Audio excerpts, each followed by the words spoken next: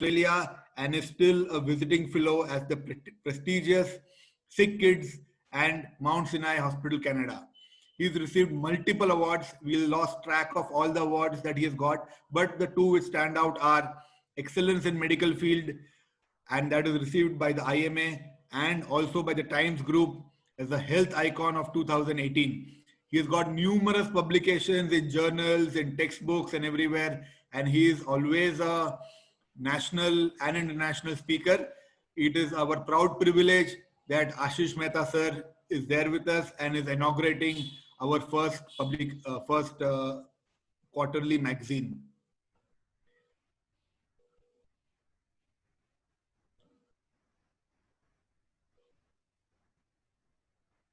The next is Dr. Umesh Vaidya. Umesh Vaidya, I have known him since I was a student in Maharashtra. He would do a lot of postgraduate teaching.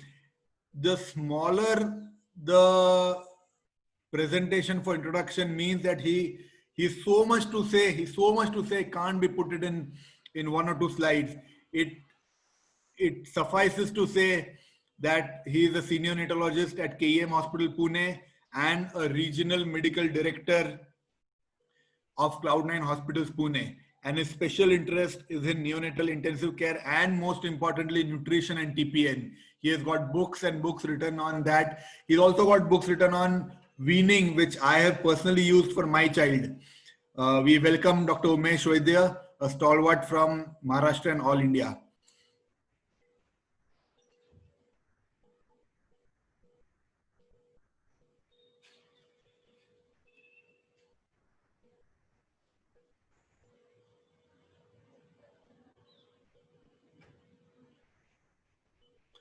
The next is an esteemed panel, Dr. Biraj Thakkar, who has done his fellowship from Nirmal Hospital, Surat.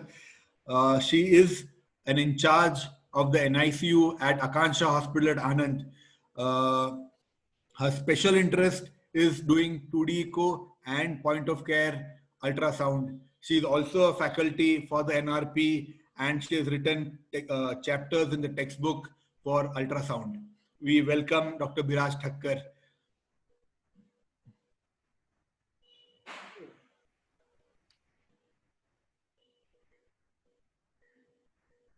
Yeah, Dr. Ketan Bharadwa, he's got a lot of things. On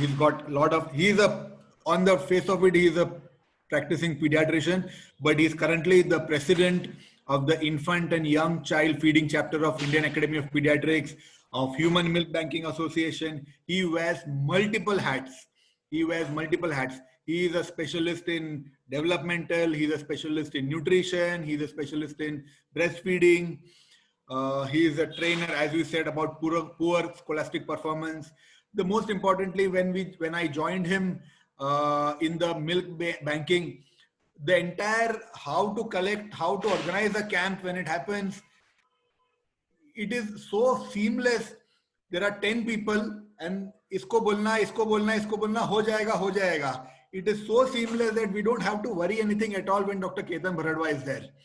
So he is the most apt person to speak on how to organize milk banking. I welcome Dr. Ketan Bharadwa, although I have not spoken a lot about his awards and authors and publications, but they go on endlessly. Most welcome. Over to you, sir. Now request Dr. Ashish Mehta to, he's the chief guest, and to speak few words. And then we would like to inaugurate our NeoBlaze through him. Please, sir. Sir, unmute कर लीजिए sir अपने आप को unmute. Hi, good evening everyone. At the onset, I'm really humbled for this opportunity given to me to release the first e-magazine of Gujarat State NNF, NeoBlaze. At the same time, the responsibility of becoming a guest of this August gathering. I must say that topics related for this premature or newborn week is absolutely apt. We have seen a lot of technology in saving small babies. We have started saving sicker babies. We have started saving babies with congenital malformations. We have started saving baby perinatal compromise. And for all, we have various technology as far as respiratory part is concerned, right from surfactant, high frequency, HFNC, NIMV, so many sophisticated words are with us. As far as PDA is concerned, you have got surgical management, medical management. In medical management, you have got so many options. But when it comes to nutrition, Umesh will agree with me that mother's milk is the best, and you do not have any option to that particular modality of the treatment. There are situations where mother milk is not available, and only option for the anxious parents or for the treating doctor would be to ask for express breast milk from other mothers or donor mothers. Yes, formulas are there, but mother's milk is mother's milk, and you don't have any options parallel to that. If you look at the history of donor milk, in fact, wet nursing was one of the options in 19th century beginning. But we know that wet nursing, we had issues with the hygiene and all that, and that is why people refused that wet nursing in the subsequent years. The first human milk bank started in Vienna in 1909. That is almost 110 years before this date. And next year in 1910, the Boston in USA had second human bank in the world. Somehow, people stopped using donor's milk somewhere in 1960, 1970. And simply because the formula industry was putting its grip on the business. But over a period of time, people realized that formula also is not a good option for sicker, smaller babies or babies with congenital malformations or baby who is perinatally compromised. So only option left with us is donor's milk, mother's own milk, or the human milk. We have expert to discuss on this. I not go into further benefits of the human milk. At Arpan, we started human milk bank last year. So far, I was just collecting the data this afternoon. And to my surprise, so far we have collected 157 liter of milk. And out of 157, 152 liter of milk is already been given to the babies who are sick babies or who are in need of the milk. I'm absolutely surprised because once the system was in place, I never put a tag of what is happening in the milk bank. And this morning when I asked my colleague Dr. Manish and the milk bank in charge, Mrs. Anita, they just produced the data and absolutely stunned. That means people are happy to support. Just ask for the milk and it's already there. But then there is technology how to do that and what is importance of it. And for that matter, we have got great faculty here. Again, thanks to Dr. Mohit and his team to bring them together on this evening. Before I end, I must say that under leadership of Mohit, Dr. Snehal, the Gujarat NF is really progressing very steadily and with a great speed. At the same time, I would like to release e-magazine, which is the first of its kind, as far as my knowledge is concerned, in country. This is a quarterly magazine, and we have got fantastic editorial team in form of Dr. Kunal, Dr. Manan, Dr. Anuj Garg, Dr. Snehal, and Dr. Ronak. They have done a fabulous job. This is just beginning. I wish them the best. And in coming year, we'll continue with the same tradition, with the same zeal, and we are going to see more and more. I wish that this magazine will bring more heights and more fame to the organization. Before I end, I wish everyone I wish God, Almighty God, for the safe health of all of us and our relatives. Thank you very much for the opportunity again and wish you best. Over to Dr. Mohit, please. Thank you, sir. Thank you very much. Thanks for cutting down the ribbon for our Neoblaze. So this is our NeoBlaze, which sir just has inaugurated. This is the cover page, and the whole this NeoBlaze is available. We will be sharing in all the groups, and I would just like to share that give a glimpse of NeoBlaze to everyone. This is the one. This is our NeoBlaze quarterly magazine. It has got our team, and then we have got our this thing. Because we didn't have any conference, so our presidential action plan and everything has been included into this only. And then we have a few of the articles in there, which are quite interesting. In the next, we will be having few review articles also. So we will be circulating it, and it will be available on our website of Gujarat NNF. So articles are regarding the approach to newborn child and the mother with SARS-CoV infection, non-pharmacological management of neonatal pain. There is a case report of congenital central hypoventilation syndrome, and few ABCA3 mutations, infertile phacocytosis, and all. Then there is one quiz also. So we thank Dr. Ashish Mehta, sir, to inaugurate this. And now I would like to request Dr. Umesh Vaidya, sir, to please start his presentation. Sir, you can share your screen also, sir. Sure.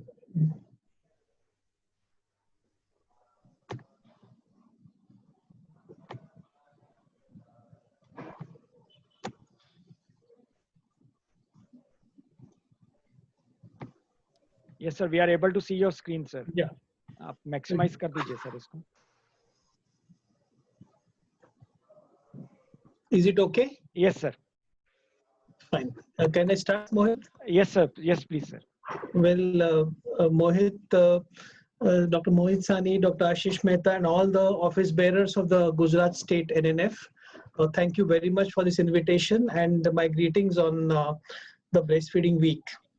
Now, this particular topic given to me today is on the benefits of human milk in the NICU.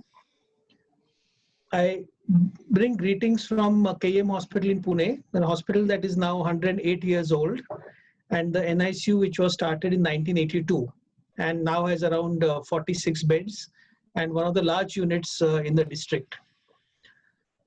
In this hospital and unit, we have a milk bank which was started in 2018, and that is called the Nectar Human Milk Bank. And it provides milk to the NICU of KM, which is itself a very large unit. And we have two very smart young lactation consultants who run the show. And most of the babies would be receiving only human milk in our NICU. This is the Kimi pasteurizer, which is one manufactured in Pune.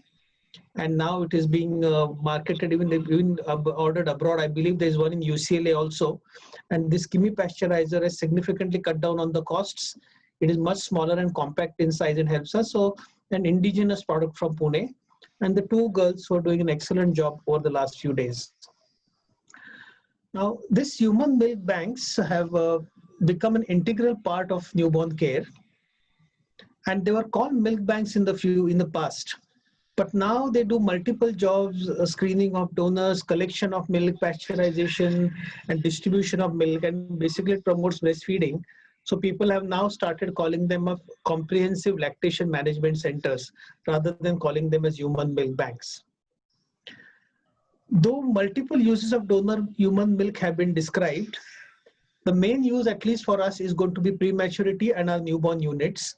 But several other indications are now well known, including for short gut, malabsorption, feed intolerance, and of course, many other conditions where you give the preventive aspects of human milk. And most of these are inflammatory disorders like allergy and Crohn's disease and immunosuppression. But as you're aware, most of our milk would be consumed in the NICU itself for our small preemies. So this is used as a bridge or a total feed. So, when a newborn small baby is admitted, you may not immediately get mother's milk. Mother may be sick. Mother may be in another hospital. So usually this pasteurized donor human milk will help us to start these trophy feeds. In mothers, sometimes they secrete milk a little later, and we don't want to use anything for gut priming.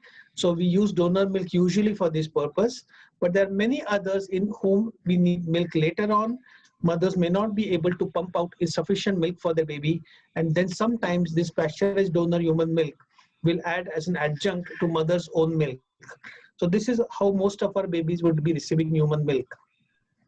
So this, in this very low birth weight care now, babies below 1500 grams, this use of human milk and human milk banks have become the standard of care in most parts of the world.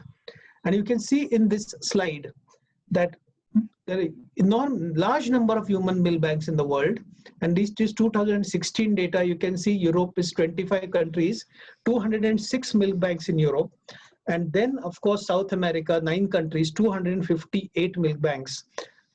In 2016, India had around 22, but now the number has gone up to 83. So we are also catching up fast, and we are many countries are having their own banks. But the country that really stands out in human milk banking is Brazil. Started as early as 1930. 217 banks at that time, that is 2016, maybe many more now. And you can see from this one institute, I can see the figures at the bottom. See the large number of milk that they have collected and distributed, and see the number of donors. These are very remarkable figures. And in Brazil, it is the only country where the government is involved. And this is taken as a national campaign. And I had the pleasure of seeing it a few years ago. The police, the fire brigade, and entire government agencies work on human milk banking. And since 1985, they've actually dropped their infant mortality rate by 2/3, reducing it from 63 to 20 per 1,000 births. So Brazil is a real example for the world at having the largest number of milk banks than any other country would be having. Now in India, we have 83 human milk banks. And the number has significantly gone up in the last couple of years. And you can see from the slide that Tamil Nadu leads with 26, then Maharashtra 17, and Rajasthan 19. Gujarat would have 6. I think the numbers will, I'm sure, will increase in the years to come. Pune itself has 5 human milk banks and 5 hospitals. And I was involved in the last 2, where we established them. And these banks are really operational over the last few years. So this is the latest data which was got a few days ago. Now, this human milk banks, as I mentioned, are now called comprehensive lactation management centers for a very good reason. And you can see this Italian survey that showed that exclusive breastfeeding at discharge was significantly higher in the NICUs which had human milk banks, 29.6 versus 16. And a Californian study also showed that if you have a human milk bank, there was an increase in 10% in the breastfeeding rate at discharge. So these banks just don't provide milk for the small preemies. They overall support the mission of breastfeeding and improve the lactation success in the NICU. Now coming to my topic now, what are the benefits of human milk in the NICU? And this is something that is said, that there are a lot of host defense benefits, less NEC, late onset sepsis, ROP and BPD, better neurodevelopment, gastrointestinal effects, so less feed intolerance, less allergy immediately and in later life, prevention of obesity and metabolic syndrome, and several other benefits which are economic, emotional, and things related to hospital stay. Now, this is what we have been taught. This is what is perceived. And today we are going to see what evidence we have in favor or against all these things that we think breast milk is expected to do. So when you look at evidence for the benefit of human milk, one is there are a large number of studies. And till the last century, most of the studies were individual studies which were observational. Then came very small randomized control trials. And it's only in this decade, I think we have a lot of systematic reviews. If you actually go through the data and try to tease it out, it becomes very complicated because they've compared formula versus human milk. They've compared mother's own milk versus donor milk, pasteurized versus unpasteurized, partially on human milk versus totally on human milk, sometimes in preemies, low birth weights, ELBWs terms. So if you try to really tease out this entire data, it becomes very complicated. So what I've done in this presentation, I've only taken some snapshots of important things that we know and we don't know. And as you well understand, when you are studying human milk, it is very difficult to do any kind of high quality RCT because you cannot randomize babies to an intervention like a formula. So there's a lot of problems, and most of the studies, information has come from observational data rather than coming from high quality RCTs. So I'll first go through some individual studies and then go to the systematic reviews. And you can see clearly here the effects on NEC, 7-fold reduction in NEC as compared to formula, and a dose-dependent effect. For every 100 ml per kg of EBM that you give in the first 14 days, it reduces the odds ratio by 0.87. So it's virtually dose-dependent, more human milk, lesser NEC. Reduces late onset sepsis, lesser time to full feeds, less hospital stay, and several studies showing improvements in IQ. So this is what the data has been coming up on individual studies. And this, I think, is data from Richard Chandler, and I think he has done phenomenal work in this area. You can see the group here is ELBWs below 30 weeks. And you can see the 3 groups. One is human milk and formula, that's mixed feeding, and third group is preterm formula. And it's very clear that if you look at the combination of late onset sepsis and NEC together, you can see significant advantage that is seen when you use human milk, which is predominant in these small babies. You can also see in the bottom of the slide that the hospital stay is significantly lower when you're giving human milk, and it virtually reduces it by 15 days as compared to the infant formula. So late onset sepsis, NEC, as well as hospital is significantly less with the use of human milk. This is also data from Richard Chandler, 2005. Again, you can see here that late onset sepsis in NEC less when mother's own milk is given, significantly lesser as compared to donor milk and preterm formula. But you can see in the growth that babies who receive formula tend to grow better. And of course, you'll see this consistently because formulas have higher protein and they would lead to better growth. So all studies show that though the morbidities are less, formula-fed babies would grow a little faster than the breastfed ones. Alan Lucas has been publishing a lot of information about breast milk and intelligence. And his study showed that human milk fed low birth weight as compared to formula fed ones had better cognitive function. They had higher IQ scores by 8 points measured at 3 and 8 years, and that was even for adjustment for all the confounders. And he was a strong promoter of breastfeeding because of the cognitive benefits that it provides. Again, this data now, which is more recent in the smaller babies, again from Richard Chandler. Look at these blue bars here. These are the babies who received human milk, and the violet ones, the pink ones, are the ones who did not receive human milk. And look at 18 months, look at a significant difference in the scores of MDI and PDI at 18 and 30 months.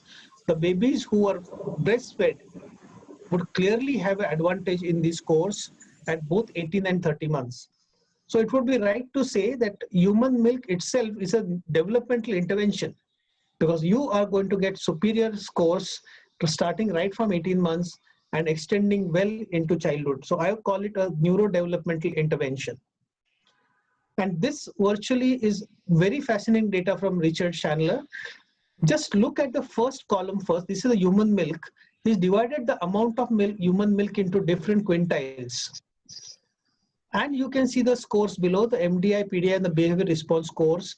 As the amount of human milk increases, as you move to the right of the slide, you can see these scores go up. It is just amazing that even on neurodevelopment, the amount of human milk you give is going to lead to better and better MDI and PDI scores. And this is really fascinating data, which is very difficult to believe. So dose-dependent effect on NEC, dose-dependent effect on IQs. So I think this virtually proves the point how it has profound effect on neurocognition. Now I will quickly go through a few systematic reviews, and do not get overwhelmed by the figures. Just keep on looking at the diamonds where they cut the line. And you can see here, don't go through the subgroups because the subgroups are because fortified or unfortified, sometimes RCT observational. Just keep on looking at these diamonds. Don't look at the individual figures. So if you compare formula with donor milk on all-cause mortality, you can see there is no difference. Length of hospital stay, look at these observational studies at the bottom, clearly showing lesser hospital stay for those who have been using human milk as compared to formula. So all-cause mortality, no effect. Length of hospital stay definitely less on human milk. Weight gain better on formula. This is what I already mentioned. Same effect seen on length and also seen on head circumference. Right. So the formula would give you a marginal benefit with respect to the growth, and that is even when you compare with fortified donor breast milk. So there are some advantages in growth, but there are many other advantages on other important parameters. One of the most studied morbidities is NEC. And you can see the small individual studies right from 1983 consistently showing that if you use donor milk or human milk as compared to formula, there is a significant drop in the risk of NEC. And if you put them together, these are some old meta-analysis show that relative risk of only 0.25, very significant. And this, I think, has been proven again and again. And I will not again bore you with systematic reviews, but I will show you the 3 latest ones. This is the Cochrane review of 2018, clearly showing that risk of NEC going down with breastfeeding. This is another recent one from Newton's 2018. You can clearly see that if you can give any human milk or even partial human milk, is going to decrease the risk of NEC. And of course, another recent one, 2020, again showing significant decrease in NEC with the use of human milk. So I think the largest amount of data that is available today is regarding human milk and NEC. Late onset sepsis, again, you can see no difference, but I think the data from India could be different because we have a very high incidence of sepsis, and maybe if you do a study like this in India, you may be able to see lesser infection. But as of now, the systematic reviews do not show great dent in late onset sepsis, neither in BPD, neither in ROP. So these morbidities, whether donor milk is used or formula, they're not different. But here comes again human milk and neurodevelopmental scores. In this meta-analysis, see the data at 18 months, significant difference in favor of breastfeeding. But the same is not maybe continued late in later life, maybe because there's so many other environmental factors and morbidities that probably set in. But is then enough data to suggest that human milk does affect neurodevelopmental outcomes. I will not go into details of pasteurization, but you know that pasteurization of human milk will cause certain changes in it and drop in the immunoglobulin levels, drop in the lactoferrin and lysozyme, and complete absence of the lipase. So people wonder that if you pasteurize the donor milk or whether you give unpasteurized, will it make a difference in the neonatal morbidities? So this kind of studies were done with the pasteurized milk or non-pasteurized milk. And as you can see here, whether you use pasteurized or unpasteurized, there is no difference in the major morbidities that we see in the neonatal period. So obviously pasteurization does not increase the risk of these morbidities. Just a few words now on donor milk. You can see that donor milk is relatively constant in composition and the protein is low, 0.85. And that is the reason why a lot of groups, when they use donor milk, they fortify it well, they do adjustable fortification, they improve the protein with adjustable fortification, and data has shown clear improved weight gain, length gain, and head circumference when donor milk is fortified. So because of the slightly lower protein content, it is advisable that we should use fortification if we want to sustain growth, apart from giving all the other advantages that breast milk could give. Just 3 or 4 slides on the long-term effects, and you can see this data, 20-year follow-up of preterm survivors. When human milk was used, it was associated with bone size and bone mass very positively. Cardiovascular status, preterms at 13 to 15 years. So if they have received human milk or donor milk, significantly lower mean and diastolic blood pressure at 13 and 15 years as compared to infant formula. Again, the difference explained on the basis of the protein intake, which is higher with the formula. Same thing on lipoprotein profiles, and you can see the benefits percolating right from 13 to 16 years. That is, preterm babies who received donor milk or mother's own milk had lower CRP, LDL, and HDL. So this is really fascinating that mother's milk giving advantages not only in the neonatal period, also giving so many benefits in neurodevelopment, and of course, so many long-term effects on the metabolic syndrome. So you can imagine what the value of mother's milk would be. So quick conclusion that human milk is a top priority for all large NICUs. As I mentioned clearly, it's a developmentally supportive intervention, remarkable improvements in the neurodevelopmental outcomes. It is a global and a national priority. The data shows several beneficial effects of human milk on NEC, feeding tolerance, hospital stay, as well as long-term health. But certain morbidities like late onset sepsis, ROP, and BPD, at least in the systematic reviews, do not reach statistical significance, maybe because they're affected by so many other factors and cannot be changed by human milk alone. Beneficial effects on neurodevelopment are seen in several individual studies and also in some meta-analysis, but somehow they don't seem to sustain for a much longer time. But the issue is that when we are today in a world that looks at evidence-based medicine, we look for evidence everywhere. Whichever thing we try to do, we try to search for evidence. I sometimes wonder whether it is really a need for us to study interventions for mother's milk. I mean, do we need more evidence just to use human milk, and are we going to base our decisions on that?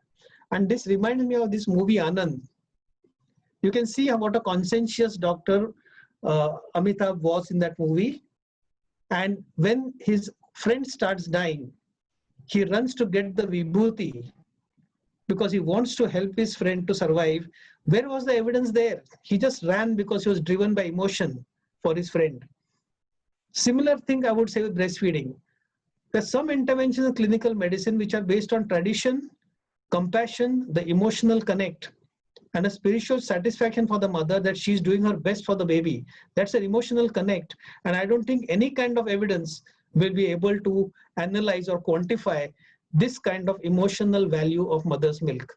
And that is why I personally feel that though I have presented a lot of evidence to you, we don't have to base our decisions based on this evidence, because there are many things in this world which are known to be very good for centuries, and we really do not need evidence to base every decision on that. So thank you very much.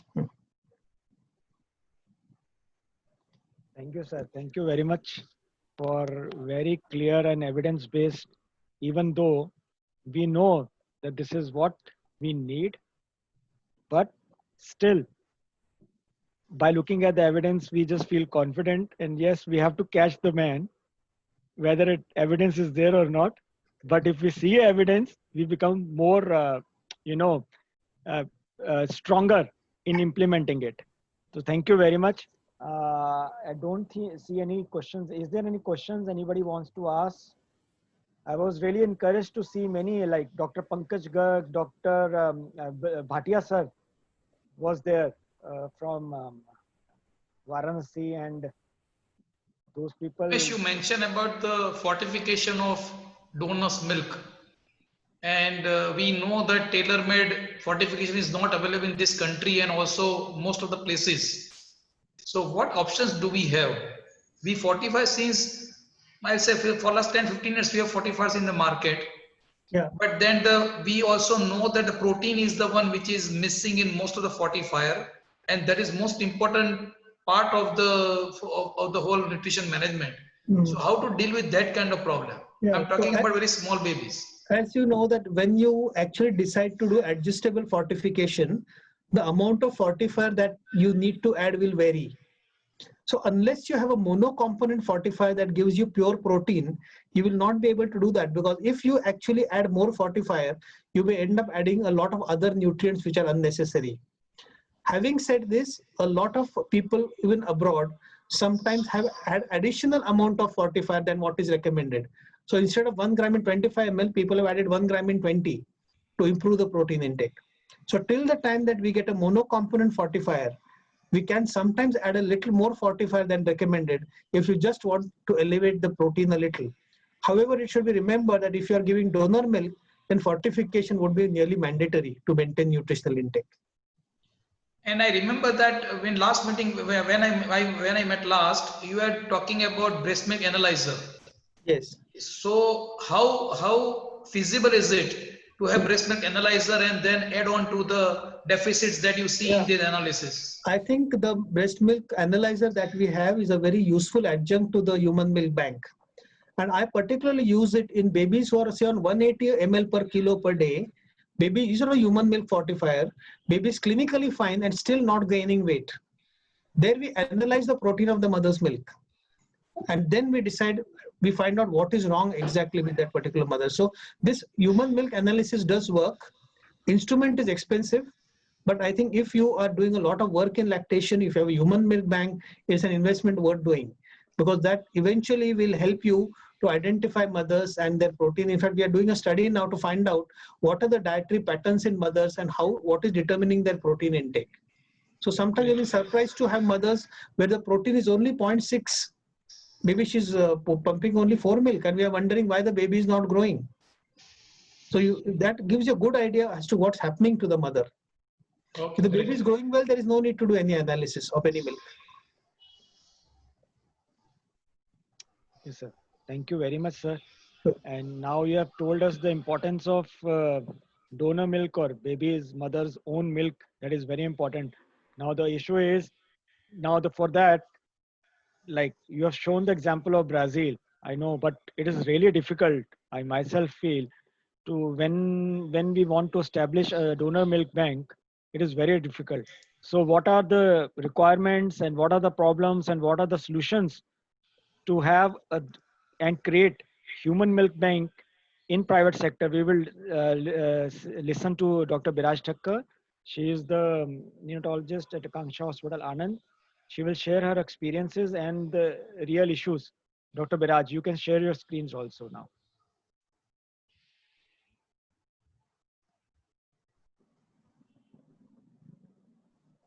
Unmute yourself and share your screen, Dr. Biraj.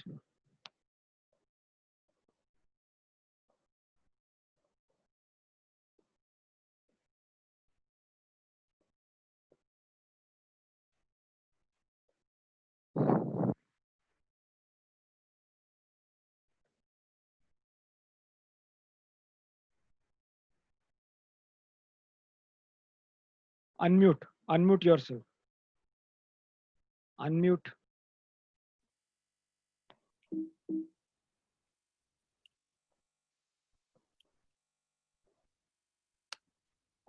Hello.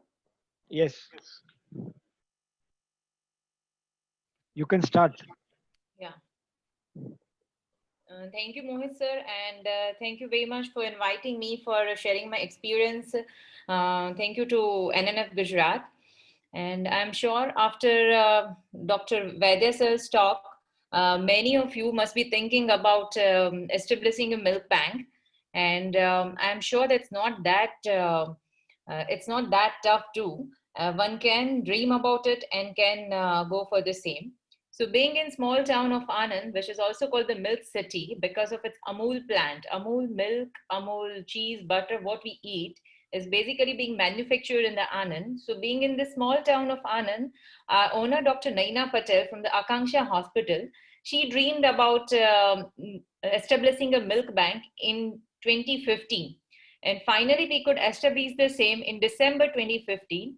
We are going to have like complete 5 years in this December.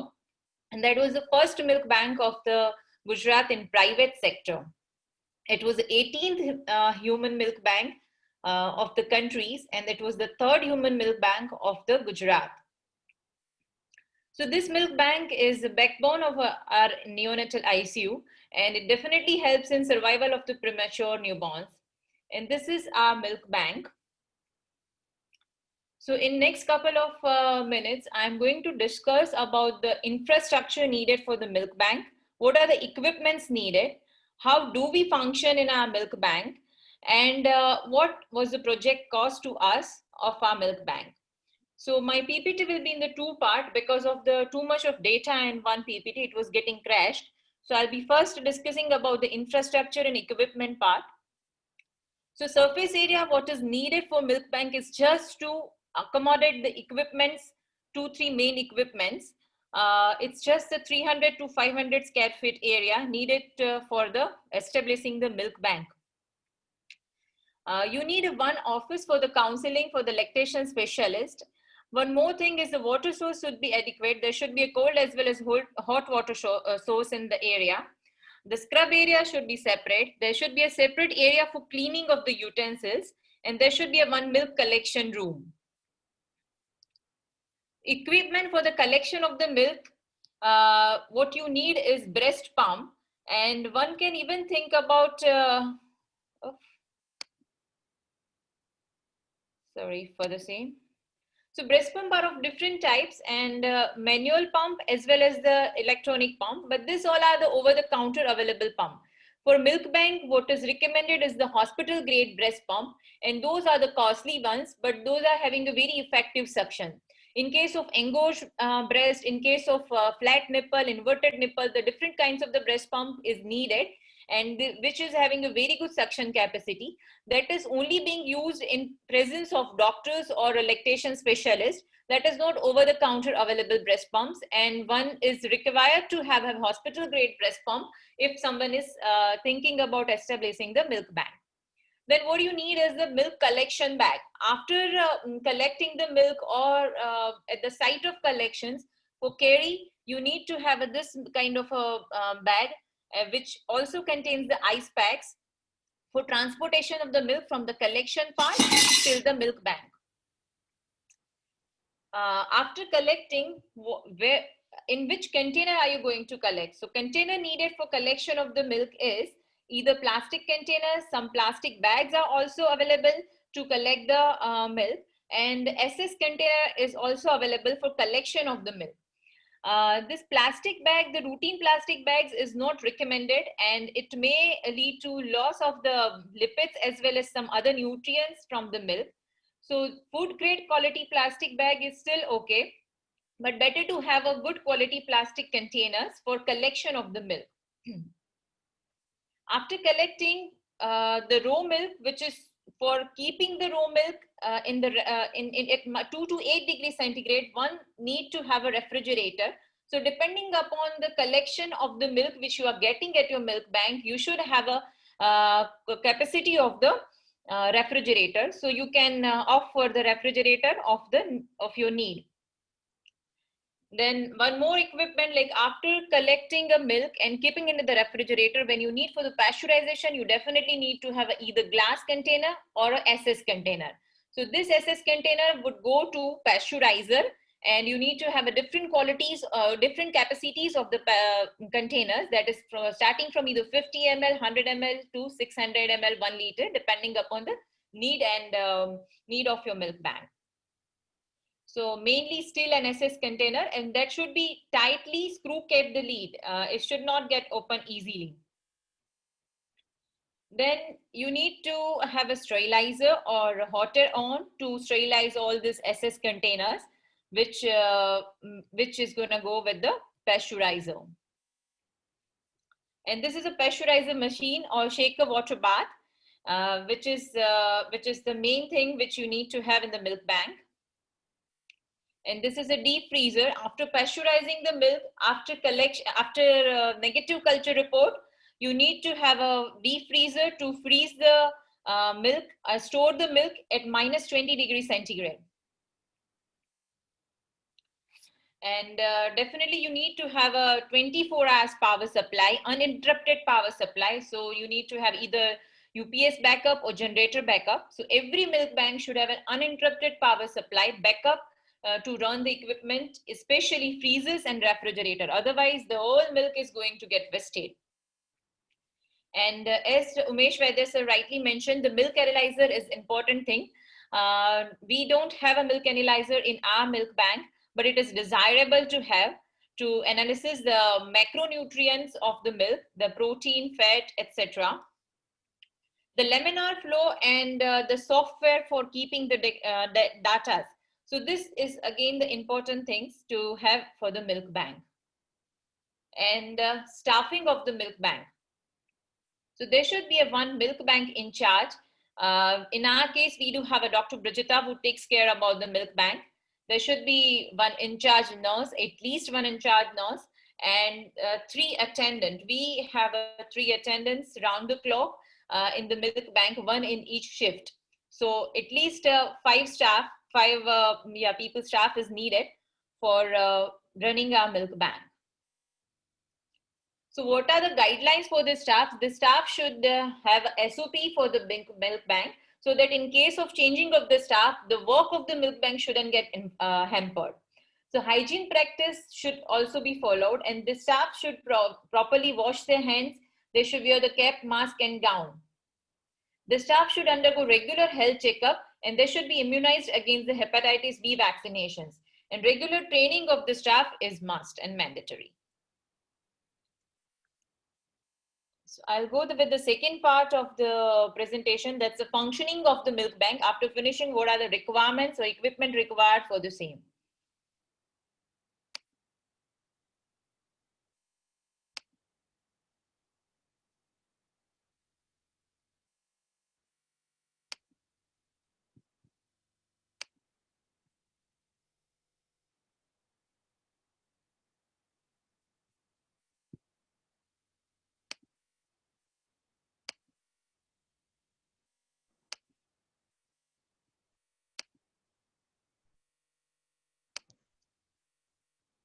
Yeah, we are able to see you.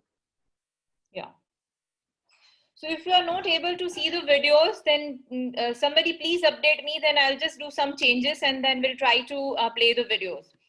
So this is like regarding functioning of our own milk bank, where we are just what we are doing.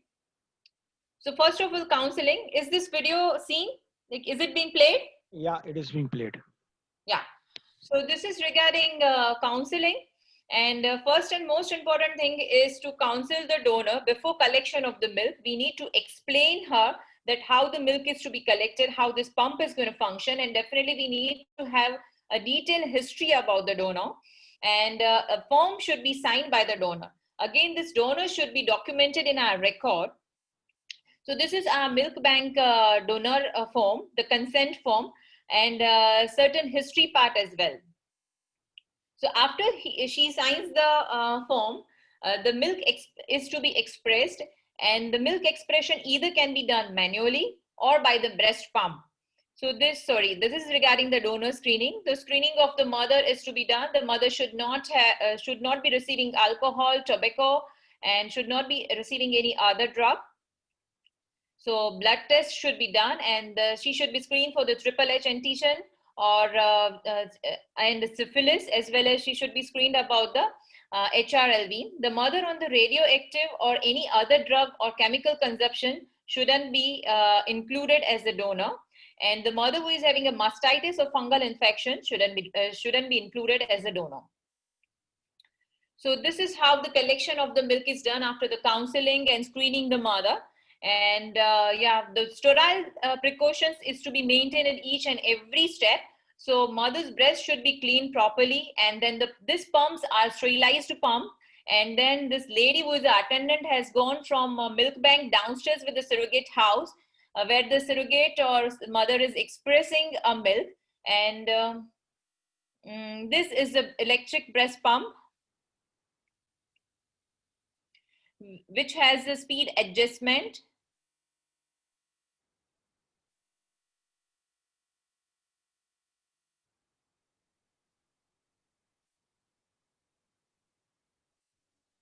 It's being cut.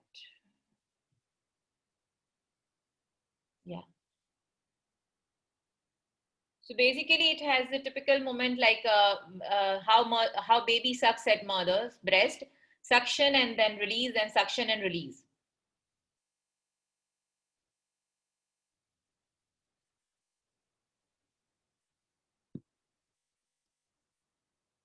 And this is like after collecting the milk, she has come upstairs in the milk bank. So we have our milk bank attached with our NICU, and she has entered through the NICU after getting scrubbed. And now she's just keeping the collected milk in the refrigerator. And this is the milk bag, the transport bag, which I was talking about.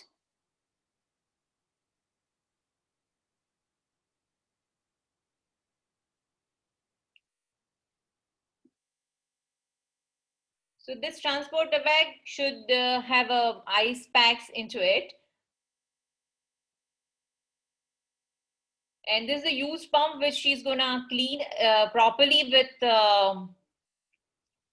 soap and water, and then it is to be sterilized. Ideally, this washing area should be separate if the separate washing area is desirable to have, because the milk is the source which can get contaminated or get infected from anywhere, either water source or air source.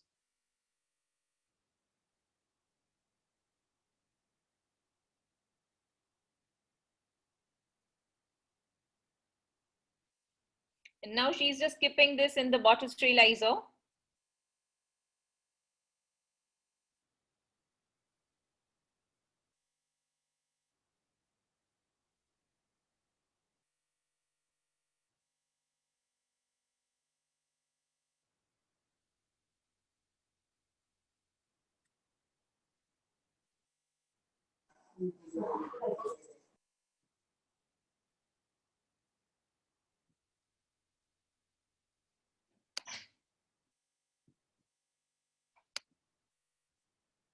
I hope the video is being played properly. Yes, it is being cleared properly. Yeah, so these are the SS container which I was talking to you about. And this is being sterilized in the hot air on.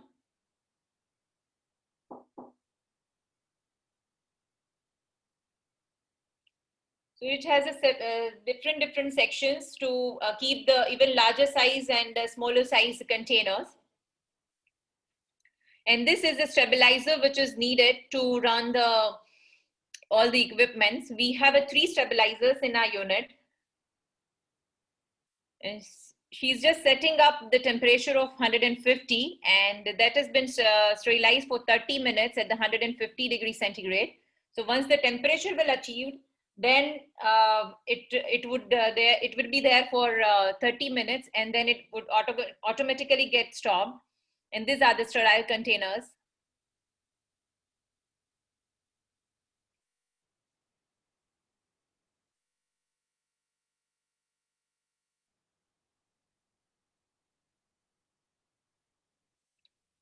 So while taking out the sterile containers, it would be quite hot. So one should have a microwave or this kind of a gloves available. And these are the different capacities of the container. Again, for hot air operations, you need to have some exit vent, because the hot air should get exited. So in case of civil walk is needed, then one should have a plan for exit vent for the hot air on. And yeah, in this sterile container, now they are going to put the milk for the pasteurization. So this is the milk which she got from the mother. And now she's just transferring this to the sterile container. So this container should be filled at like 2/3 of the capacity. It should not be filled till the full capacity. It should be filled 2/3 of the capacity, because it is going to be shaked in the water shaker bath. So so that's why you need to have a 2/3 capacity filled container. And this is a pasteurizer or a shaker water bath, and one should have a water connections with that. And this is water being filled in the shaker bath. So shaker bath are also of different capacities depending upon your need. That is also to be filled up 2/3 capacity to the level of the milk you have filled in the container. And you need to set this container in this shaker bath.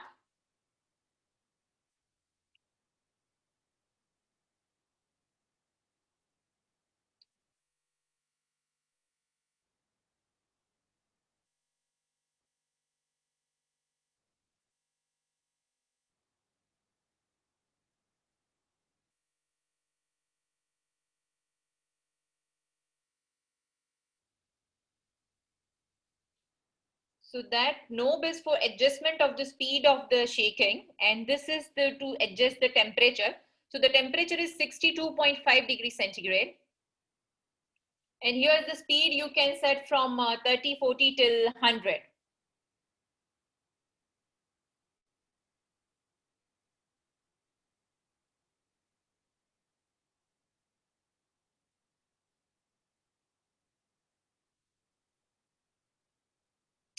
And after finishing this pasteurizations for 30 minutes at 62.5 degrees centigrade, this container would go for the rapid cooling. So this will be quite hot container, and this would now go for the rapid cooling. So they are just doing this rapid cooling with the ice pack. After taking out the container from the pasteurizer.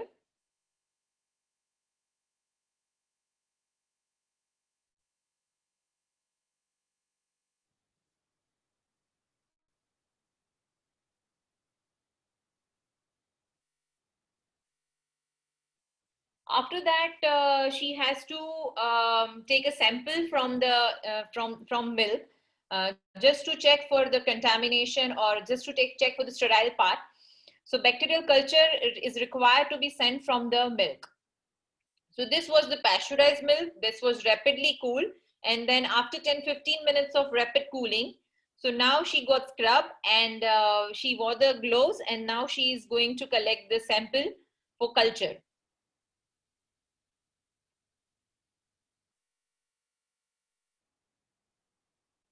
We use this pipettes, disposable one, to collect the milk sample. So the sample should be taken from one of the bottle from the batch. Each and every batch you need to check the culture, take the culture, you check for its sterility, and unless and until it's sterile, it shouldn't be used.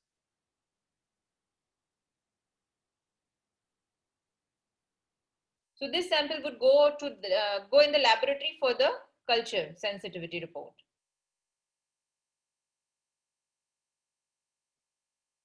Yeah, it is to be properly labeled, date as well as batch number.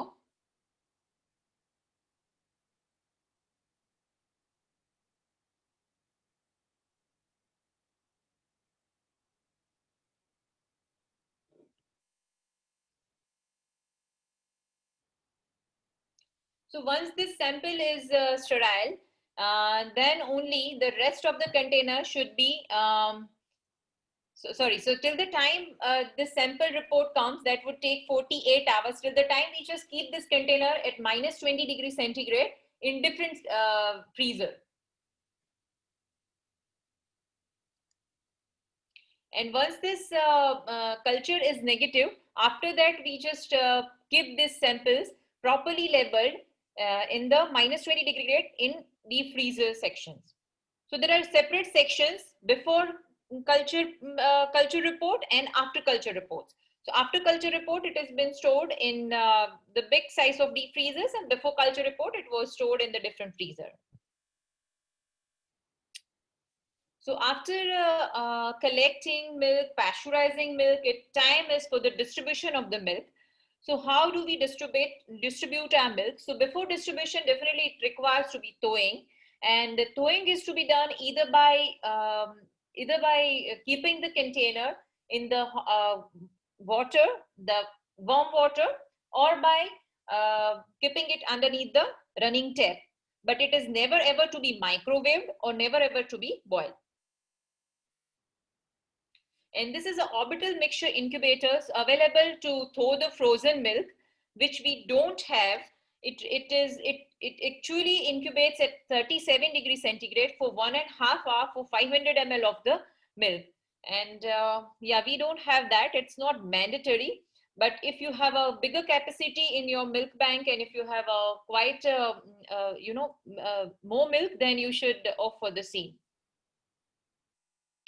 And this thaw milk is now being utilized for a baby. So this thawed milk should be kept in the refrigerator again at 2 to 8 degrees centigrade. One can even keep the frozen milk at 2 to 8 degrees centigrade overnight for thawing. That is also one of the options for thawing the milk. But once it has been thawed and is kept at 2 to 8 degrees centigrade, then it is to be utilized within 24 hours. Whenever you are just taking out the milk, immediately whatever milk you need, just take out and keep rest of the milk in the refrigerator. If it has been kept outside, then it is to be utilized within 3 hours. And even while giving it to the recipient, the recipient form should even be filled, and it is to be signed that the recipient is receiving a donor's milk. There are guidelines for the recipient, and each and every milk bank will have a different guidelines. In our case, this is our guideline form, and we give this milk to the needy one and those who are less than 1.5 kg. And whenever the child is receiving the milk, then this form is to be filled up, that from which tin the child has received the milk, what is the date, what is the pasteurized milk received amount, and if child has received any fresh milk or raw milk, then that amount, and that is to be signed. So this is for the office purpose, and this record should be kept if you don't have electronic record. If you have electronic record, then those data should be filled up in the electronic record. So administration and documentation is mandatory in each and every human milk bank. And the donor must be added to the specific documentation system from the time of their first donation. The proper labeling of each bottle should be done with a specific ID number and the batch number. Each bottle is locked to enclose, and it should be traceable. So it should be possible to trace the donor from which the child had received the breast milk. And the electronic tracking system is always advisable to have. But again, the software will cost you. And this is a chart which shows us that what happens with the milk. If milk is not being pasteurized and only frozen, then at freezing temperature, sometimes the bacteria won't grow and may remain dormant. But as soon as you just give the milk at around 30 degrees centigrade, after keeping it at the room temperature to any of the baby, then there are chances that the bacteria may grow, and that is why it is always advisable to pasteurize the milk and then only give the milk. So this chart shows that the certain bacteria, even E. coli and Salmonellas, grow even at 66 degrees centigrade. So one school of thought is that to pasteurize the milk at 66 degrees centigrade rather than the 62.5 degrees centigrade, but it's your choice. Ideal is 62.5 according to the Holder's method. So maintenance of the cold chain is mandatory everywhere, because we know that the bacteria can grow from anywhere, either from the air or from the water sample. And these are our data. Like in 2016, March 2016 to March 2017, we had collected 542 liters of the milk, approximately 542 liters, and we had distributed 432 out of that. Then in 17-18, we collected 471 liter, and then 355, and then last year it was 381 liter of the milk was collected, and out of which the 354 liter of milk was distributed to the needy preemies. And this is the guy who helped us out in setting up of our milk bank. He's Dr. Deepak Dave. He's a milk bank conveyor and a promoter and coordinator. And this is his number. If anybody is interested, can contact him. And he helped us out for setting up of the milk bank. And this was the invoice which we got, and we paid him. It's a 14,10,525 rupees. So the setting up of that was 5 years back, where there was a VAT return, no GST. So the setting up of the milk bank would range from anything between 15 to 30 lakhs, depending upon the capacity. If you have a more milk collected, then you need a bigger capacity of even hot air on, bigger capacity of pasteurizer, and depending on that, your cost vary. So in our milk bank, the pasteurizers which we do have costed us 1,28,000 rupees. Then hot air on costed us 2,87,000 rupees. The breast pumps and accessories which we got is of around 6 lakhs rupees. And the freezer with the capacity of 500 liter, that is 85,000. And the deep freezer with capacity of 500 liter, again 62,000. Then all SS containers which we got of around 47,000 rupees. Then we have a 3 voltage stabilizers, the 5 kV 2 number and 3 kV 1 number, and that cost us 42,000 rupees. And the rest are the test tubes and miscellaneous expenses, posters, cool carry box, that everything would cost us somewhere around 21 to 25,000 rupees.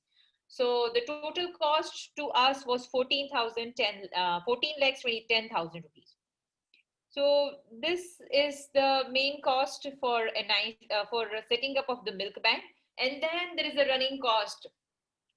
So the staff salary, so in charge salary would be ranging around 25 to 30,000 rupees. That is in the Gujarat. In the different areas of the country, it may vary, like maybe high, maybe low.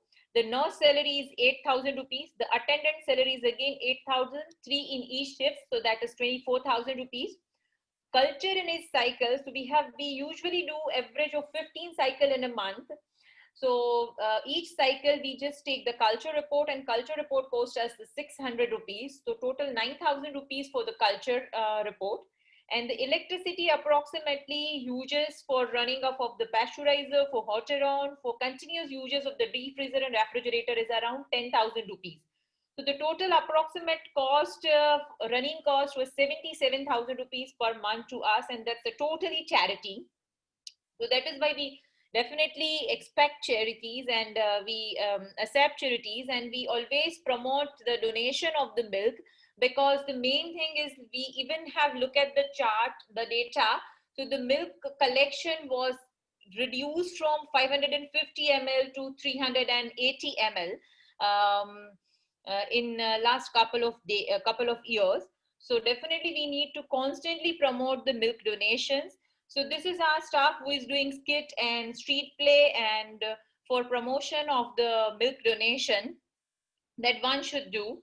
And yeah, that I think Dr. Ketan will take us more into detail about the donation.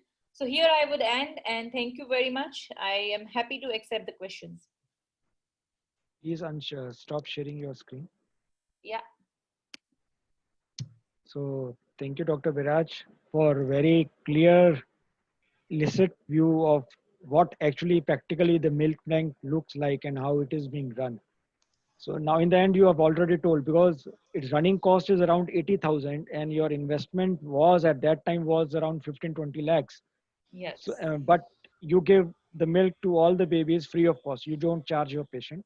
No, we don't charge our patient. We give it free of cost, and running cost, like whatever 77,000 or 80,000 per month, is the total charity. And here in establishing our milk bank, we have not taken the laminar flow, because we do have a laminar flow in our NICU. So I have not included the cost of the laminar flow. One should have laminar flow. And the second thing is we have not taken the software to just save the cost. Otherwise, software would cost you around 2 lakhs more. So yeah, somewhere around 18-20 lakhs. So somebody is asking, let me tell you. Do you repasteurize? Yeah, do you repasteurize the milk if it comes culture positive? No, we just throw the old milk. We don't repasteurize the milk.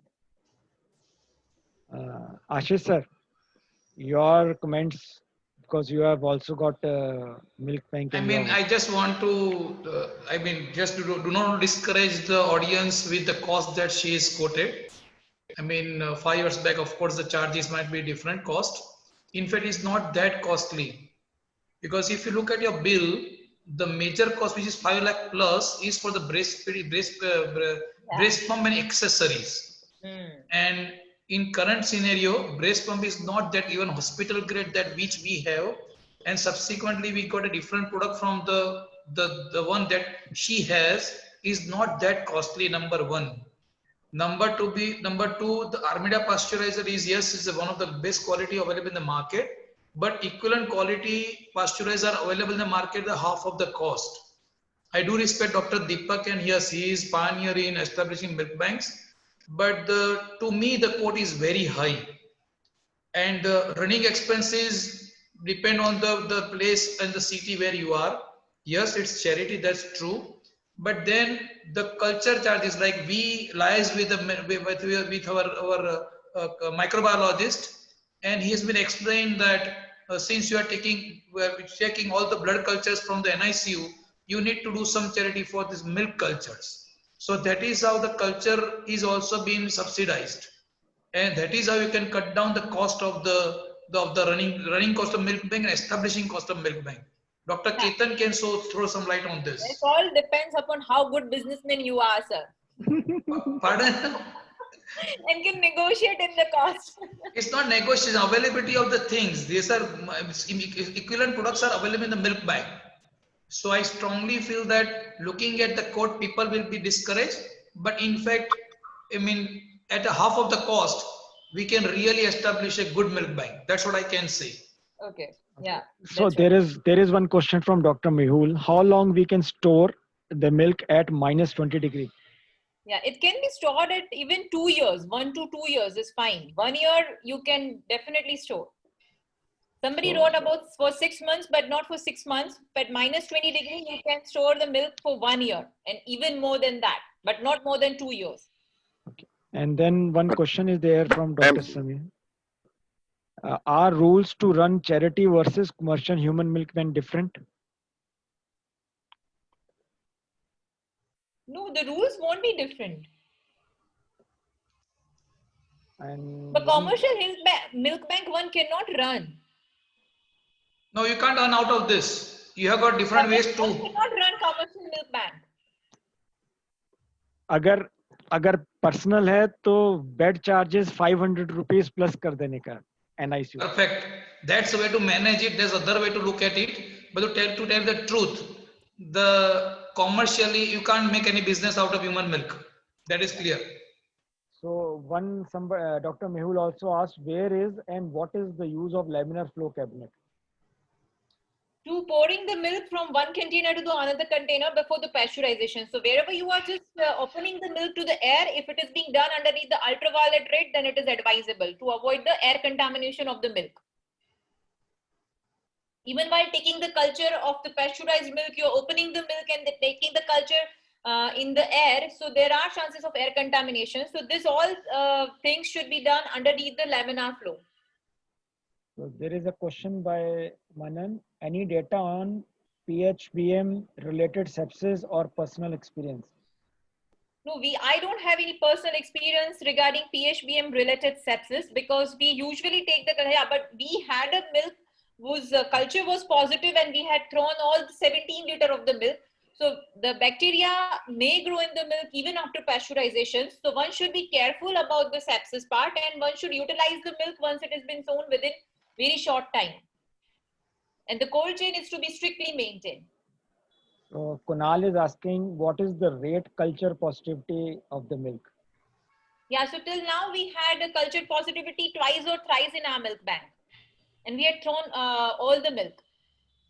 Manish can share the data of our culture positivity. Yes. And what Manish, was the can you throw organism? some light on this? Biraj, Biraj, what was the organism? Yes, it's Enterobacter. Pardon? Sorry. Enterobacter. Enterobacter. Okay. And yes, Dr. Manish, please. yeah, it's like 2 or 3 times only out of the in last 2 years, and we just discard it. One question from my side that you showed like rapid cooling after the process. So before using or before taking the culture, is it really required rapid cooling, or we can just put on the room temperature like? Yes, basically in 30 minutes the temperature has to come down. That is the principle. In the room temperature. Yes. So I think there is no need for rapid cooling. No, but the temperature won't come down within say 15 minutes. You need to have a rapid cooling because you need to freeze the things. And you don't need to keep the things at certain temperature for a long time. In our setup, when we switch on the AC is on. So the moment it is a small room, so the moment you bring them out, it rapidly cools down. That's the reason. Again, it depends upon the amount of the milk which you have pasteurized. If it's hardly 2-3 bottles, then definitely it would. But if entire like 9 liter of the cycle has been run, then you require to have a rapid cooling. See, by definition, pasteurization includes rapid cooling. So if you are not doing rapid cooling, it is not pasteurization. Yeah, very correct. It has that the temperature of the milk, pasteurized milk should come down to 4 degrees centigrade within 20 minutes. This is the basic criteria. Yep. So this is a very tricky situation if you don't do it. Again, you have to take cultures only after it cools down. Then only you have to take cultures. And Dr. Manish, what was the organism in your milk? In her milk, it was Enterococcus. What was the organism in your milk? Like once it's like Enterococcus and E. coli, but it's not only twice. So it is mostly like gram negative only. Negative. Yes. Okay. And there is one question by Manan Parikh again. Staff surveillance protocol for the same, like your milk bank people who are handling the milk. What is the staff surveillance protocol? Do you do the I swab? mentioned hepatitis B vaccination should be done, and then they should follow the strict precautions. Otherwise, no surveillance, other surveillance is required. They should be vaccinated.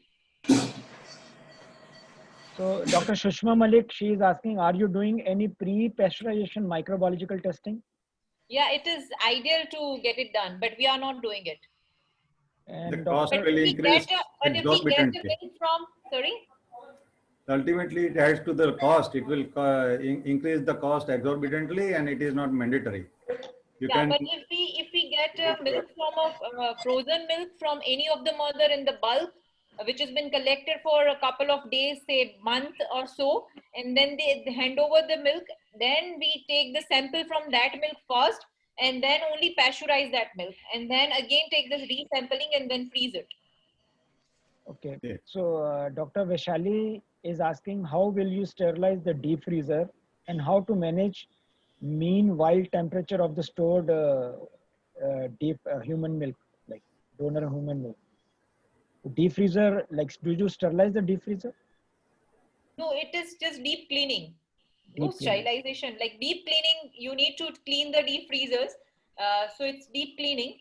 And then how will you manage while the temperature? Yeah. So why, if you are not sterilizing, No, but then then you need to keep it in the different freezers. So like our refrigerator also have a deep freezer compartment. There also the temperature is being, take second.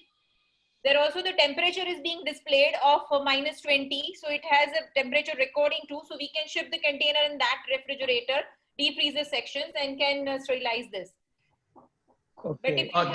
There is one interesting question coming up, and I must say Dr. Bharwada, Dr. Ketan Bhai can answer this about the whether people are saying that is there any law which prevails there, which is there to stop commercial utilization of commercial business of this human milk bank.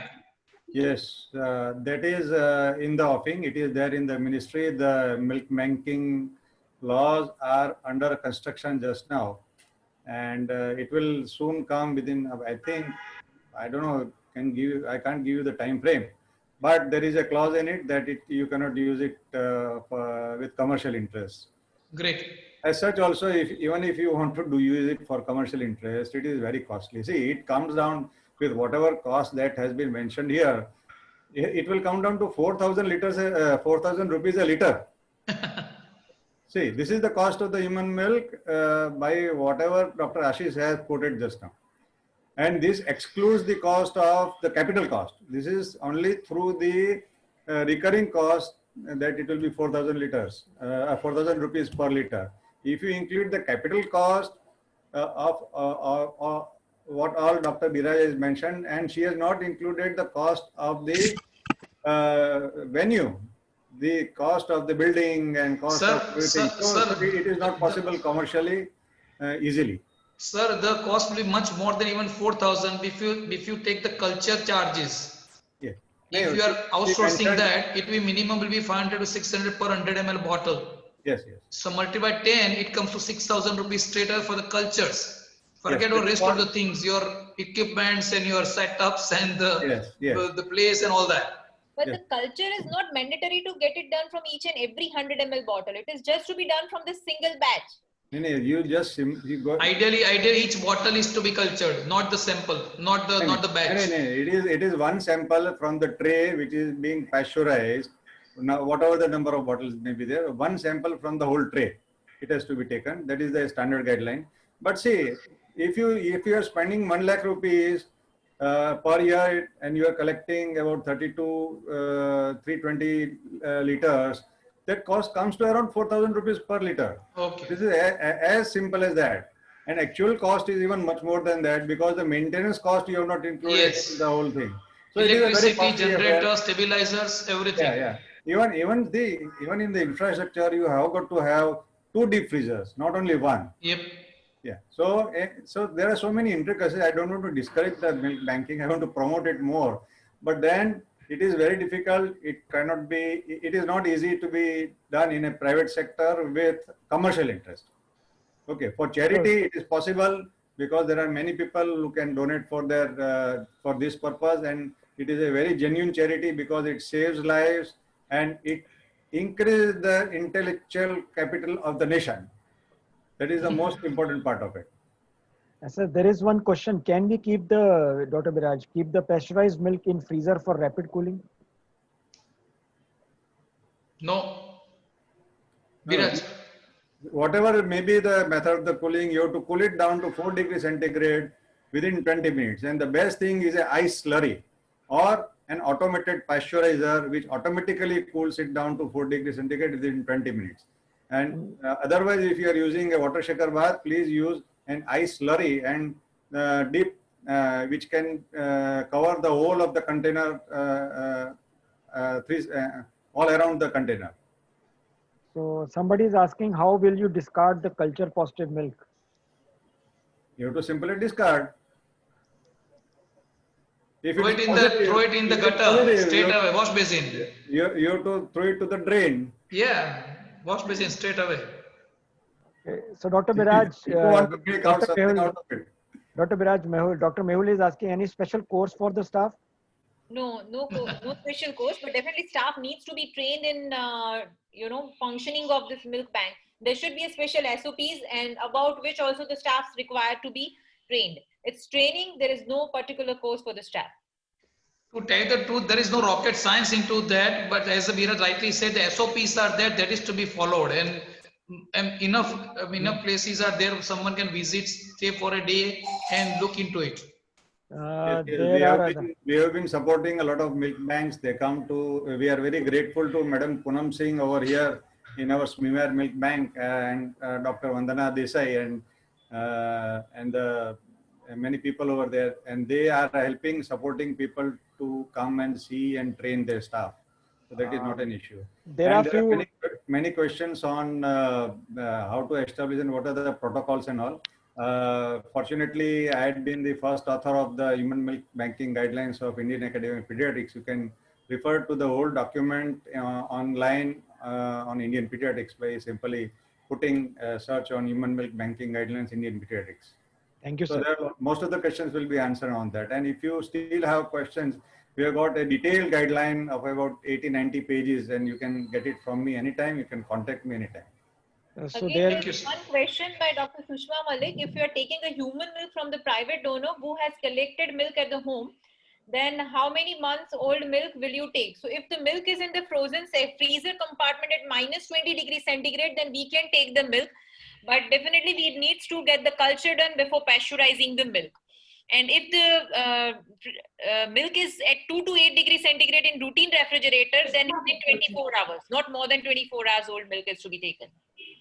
Thank you. So now I would like to thank Dr. Biraj for a very nice presentation. There was a lot of interaction for this and a lot of interest has generated. Thank you very much for the great presentation. Now, because we are overshooting 10 minutes to the time, so I would request Dr. Ketan sir to please start his presentation and share the slides on what is an art. I know he is a great artist for that. And what is the real art of having the donor milk camp? Sir, I will mute everyone. You can please unmute yourself, please. Yes.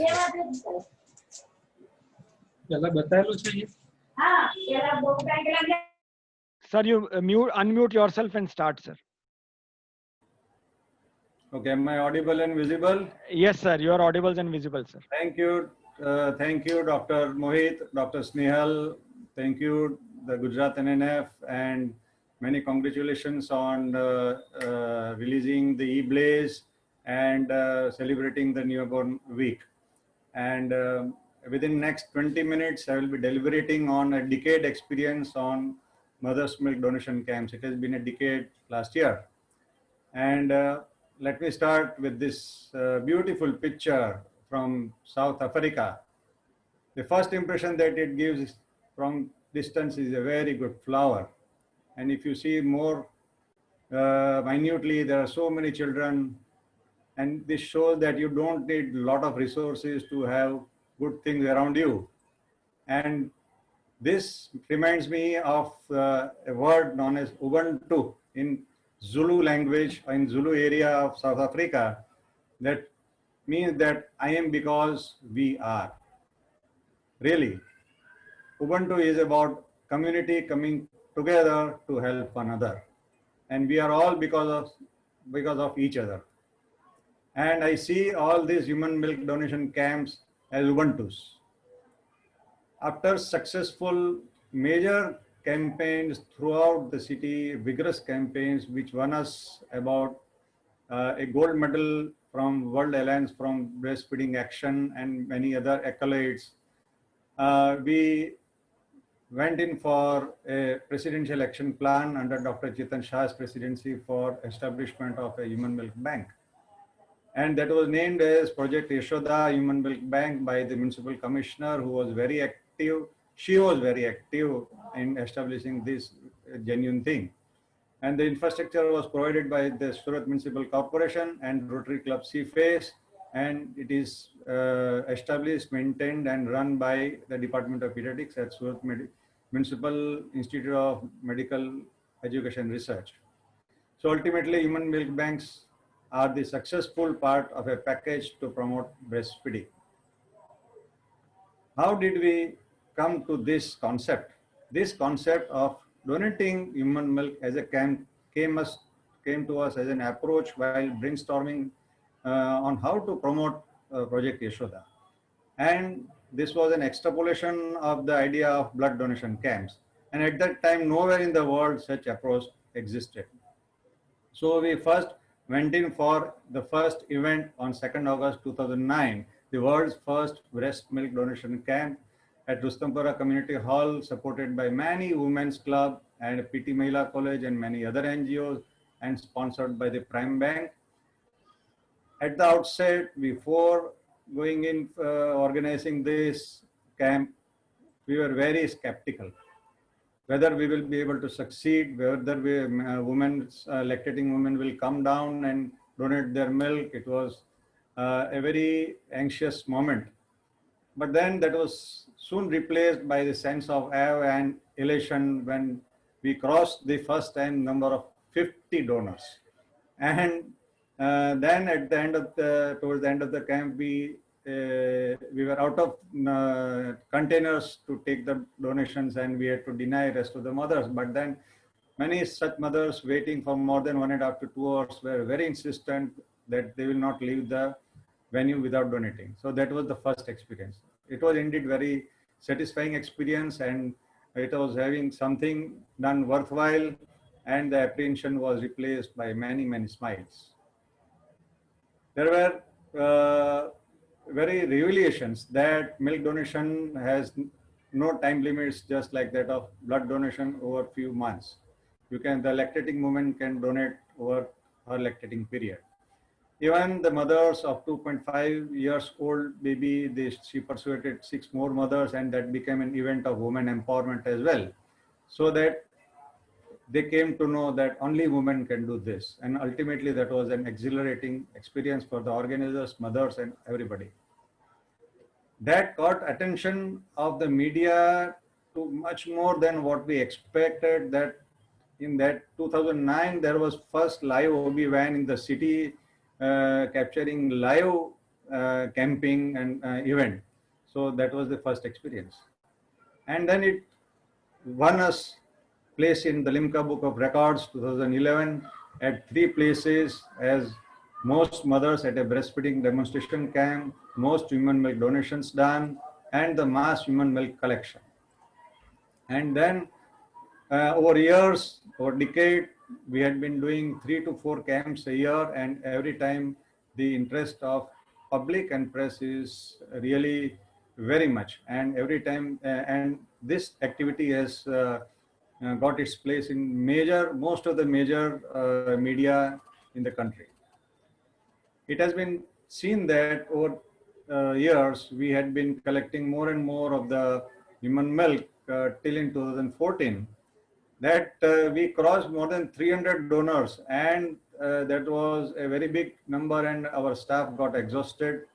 And then at that time we decided that let us restrict ourselves to more number of camps rather than more number of mothers in one camp.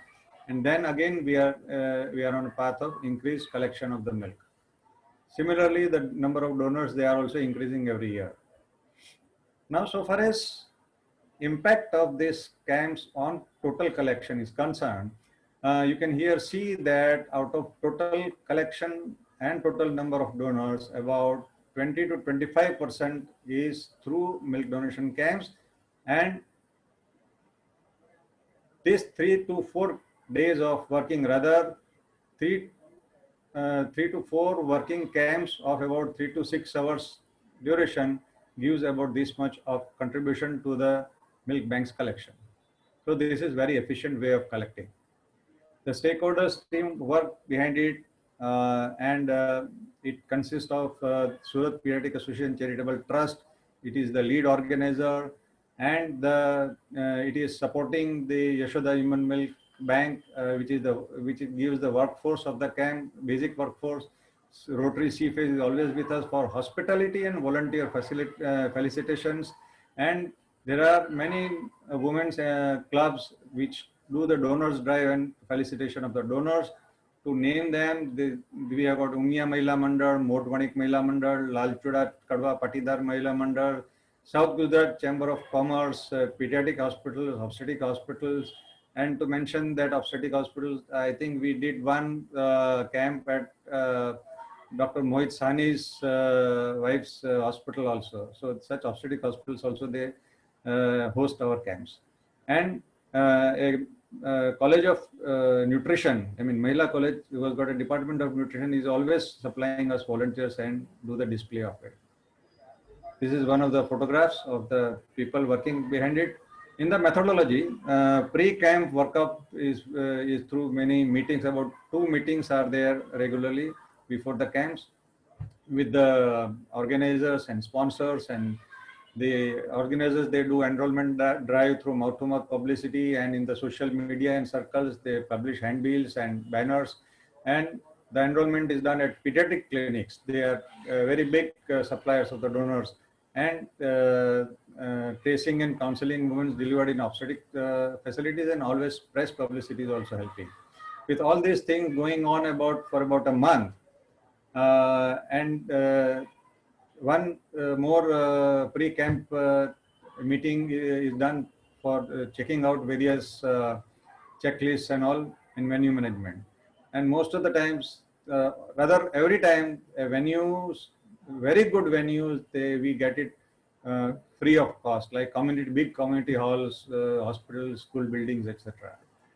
And at the camp, the first thing that we need is a donor transport facilities. We give facility for donors to be transported from their homes to the camp venue and back to the home. We have got a big waiting area where donors, their relatives, their children, they wait there and see the videos displayed regarding the health education and milk donation and breastfeeding and different things. There are crashes over there and refreshments, snacks and drinks are given to them, everybody. All those who they come there, they get their refreshments. There is a general reception counter. There is one reception counter of the milk bank where basic counseling is done, filling of the forms is done, checking the existing blood reports of the donors is done, and establishing the donor's eligibility over there is done. And then the donor is given an I-card and a sterile labeled container. Then donors are segregated in 2 groups. Group A needing blood sampling because they don't have their last HIV, HBsAg and VDR report in last 3 months.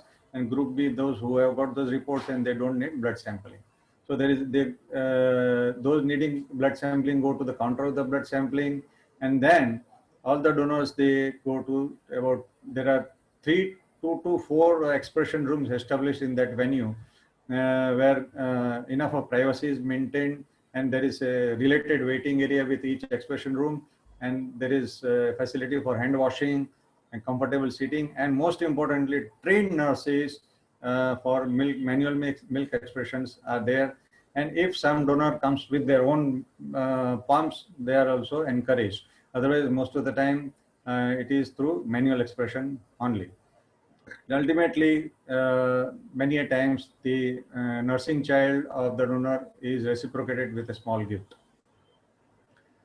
And during the collection, during the camp when the collection is going on, the preservation is done in large thermocol boxes with snugly fitting lids and frozen ice packs within there to maintain temperatures less than 14 degrees centigrade. And then every 1 to 1.5 hours, as the samples there, as the donation is collected, it is transported back to the milk bank. And the total time slot is kept of about 3 hours or 3.5 hours. The whole camp is finished. And at the end, there is a small event of appreciation of organizers, sponsors, volunteers, and donors. And at the end, the organizers and volunteers, they take a lunch and go happily back to the place. And at the milk bank, the routine procedures are done, especially the cross-checking of the labels and the whole register of the donors is cross-checked. And then whatever the procedure is there, it is a standard procedure at the milk bank. Ultimately, the community acceptance is very high than expected. And then expected in other areas of India also, that I have been seeing while people trying to attempt milk donation camps. And the people are really excited about it also. Women's social organization groups are the backbones of the camps. And we see that all classes of mothers can be motivated to come for donation at the camp, right from slums to elite class. We see both the classes waiting in the same line. The best donors are the doctors and nurses who are self-motivated themselves. The donation camps have always exceeded our processing capacity, and the media interest is positive and profound. And they give support in the pre-event publicity, event coverage, and both print and electronic media are very much interested in this activity. And it has always been a very nice, cherishing experience. This whole event is just like a festival. It is in festival mode that we promote it in Gujarati as Dhawan Dan Mahotsav. And the mothers, they feel themselves doing a Yashoda Karma, that she has got an opportunity to be a Yashoda. And we propagate this thing as Dhawan Dan Uttam Dan.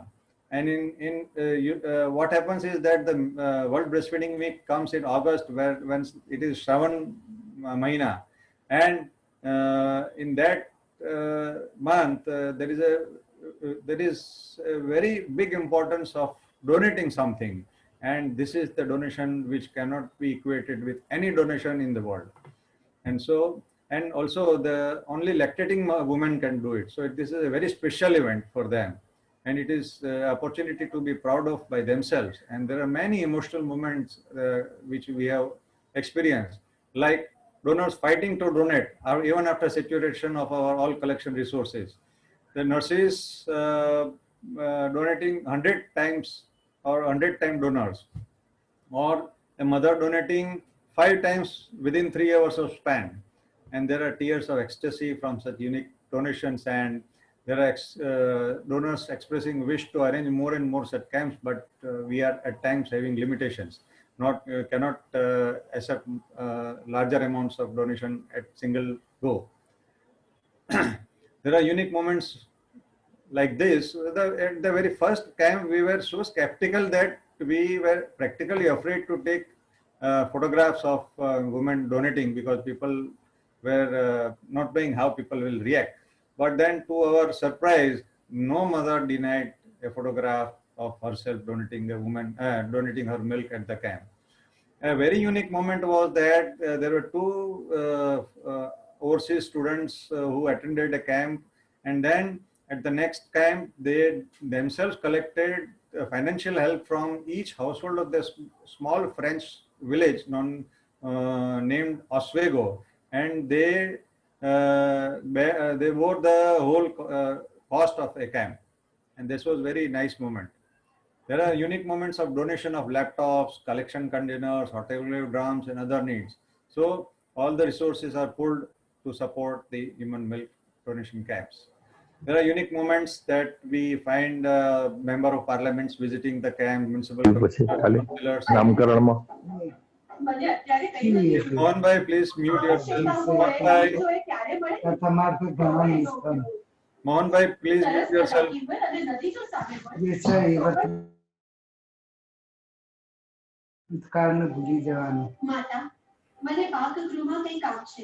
Please, Mohit, please Mohit. mute.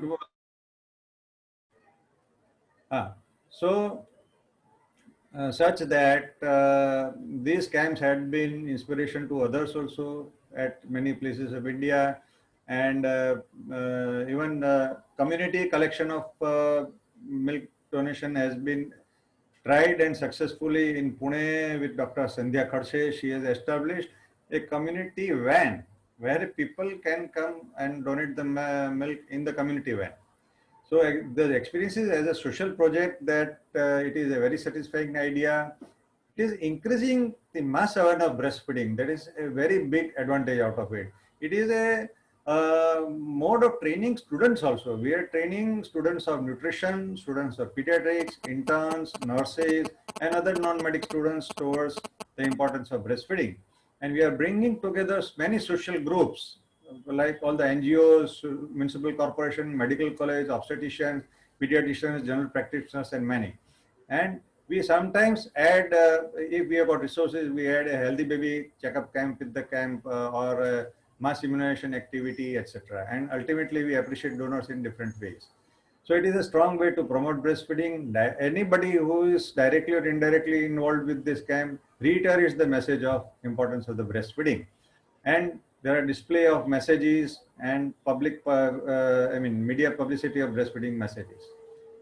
What questions are frequently encountered? They are that, will my baby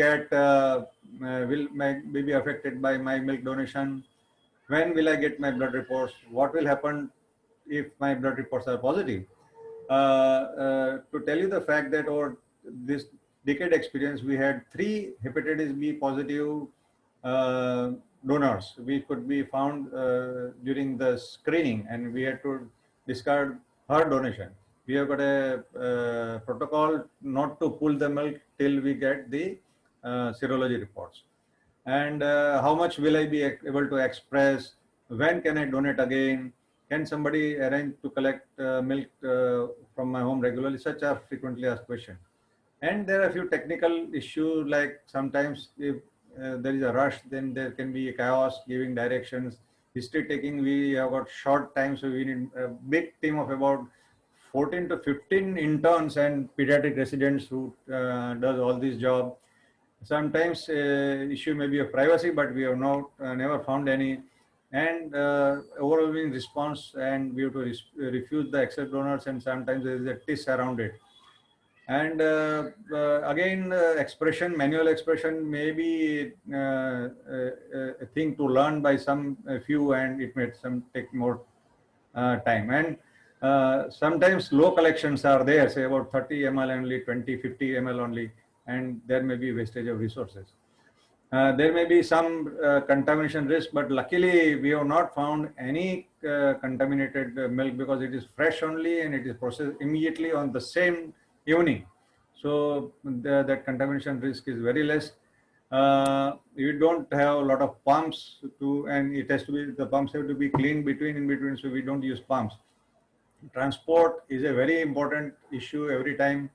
And sometimes the sponsors, they are very emotional and they want to give larger gifts as incentives to to donors, and we actively discourage, and sometimes they are annoyed by our approach, but then ultimately we succeed to not to give larger incentives to any donor. There are many changes we make in our strategies every time. So friends, those who have got queries on any human milk banking guidelines may please see this publication, Human Milk Banking Guidelines. Ultimately, coming together is a beginning. We had a beginning. Keeping together is a progress. We had been progressing, and working together is a success. And then ultimately it becomes an example for others. And Henry Ford did it, and so we do. So you can also be an Ubuntu. Please become member of our Human Milk Banking Association and our Infant and Young Child Feeding Chapter of Indian Academy of Pediatrics. Thank you. Let us all celebrate 19th May as the World Human Milk Donation Day. And she is my wife. She got inspired by this whole activity and she did her IBCLC, and she's again holding herself as international ambassador to make the future bright, assure human milk right, its child's right. Thank you.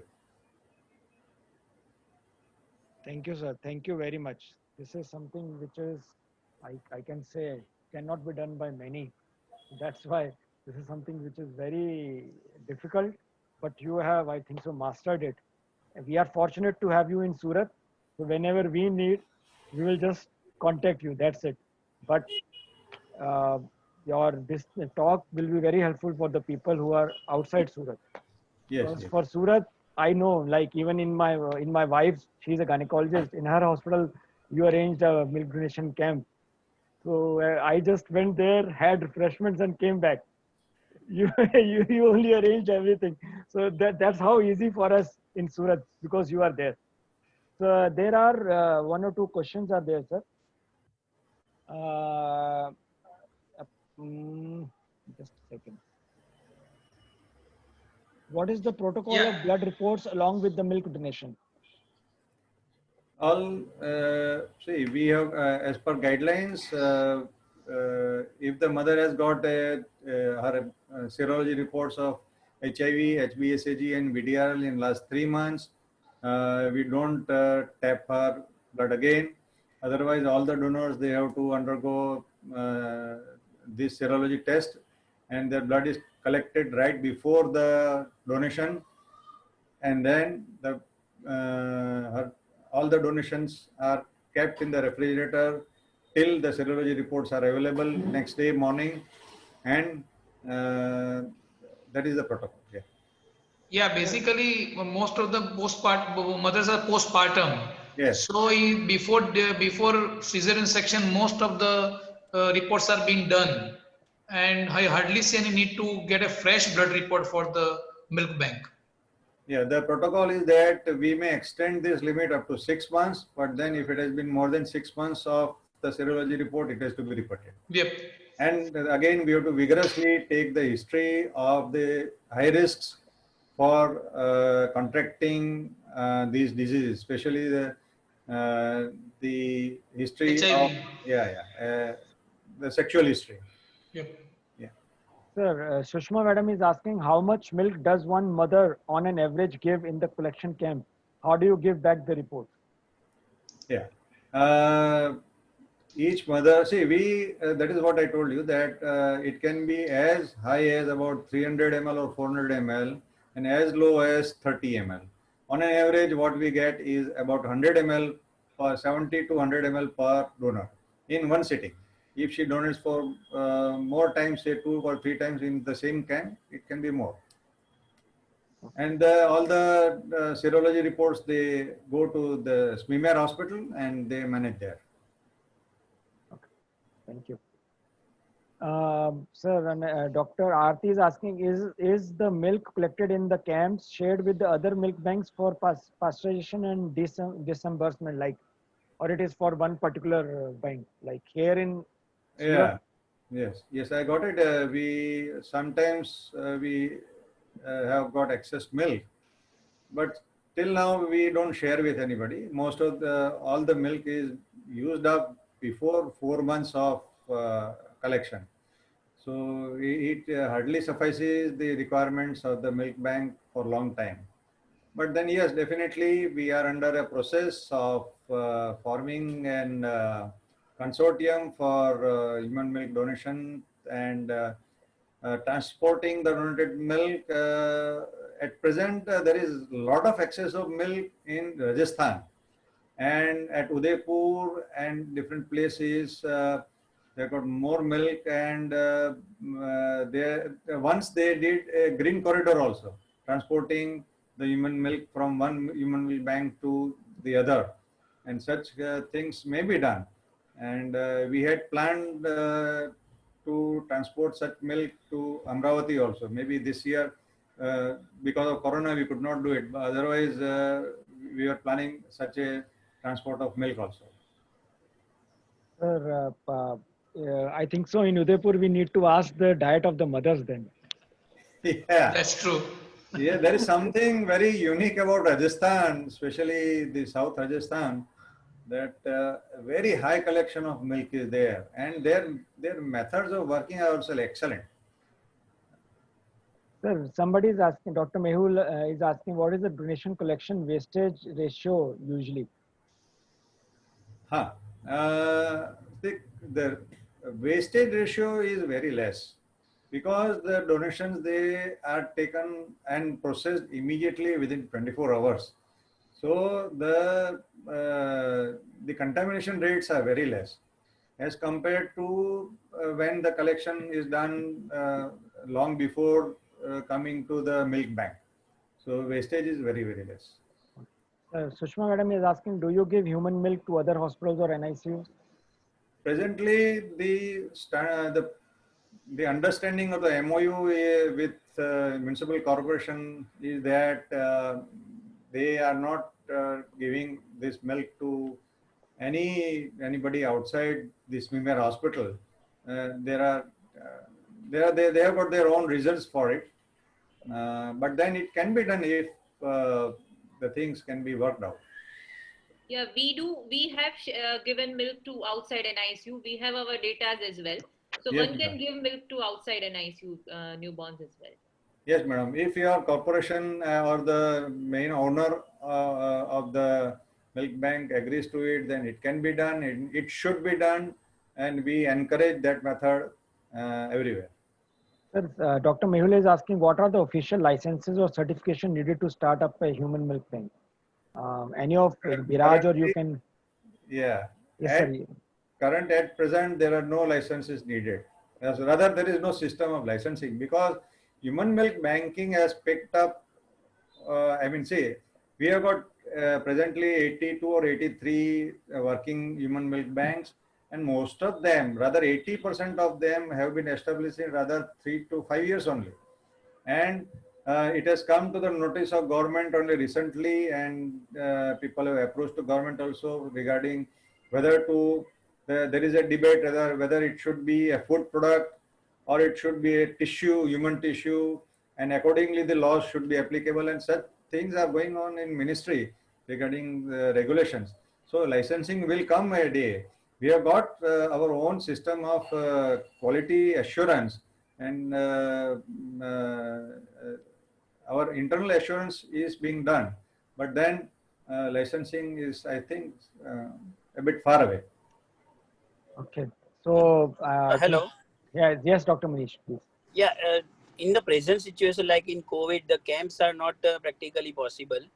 So what we do is we collect from home. Like we have some register and some others details who routinely gave the milk. So they just contact me on WhatsApp, and then our ambulance with nursing staff goes and get the milk. So I think in the present scenario, it is the best possible way to collect the milk. Yes, definitely. Definitely. So I can see Dr. Sandeep Trivedi, our president-elect for Gujarat NNF. I think so he's busy. So I think so now we have overshooted our time. It's 10 past 7. Ashish sir, thank you very much. And Kunal and team, thank you very much for bringing up our Neo Place. And all the faculties, Dr. Biraj and Dr. Umesh Vaidya sir and Ketan sir. And everyone, I would like Sandeep is free from his patient. Okay, sir. Hi. Hello, sir. Dr. Sandeep, sir.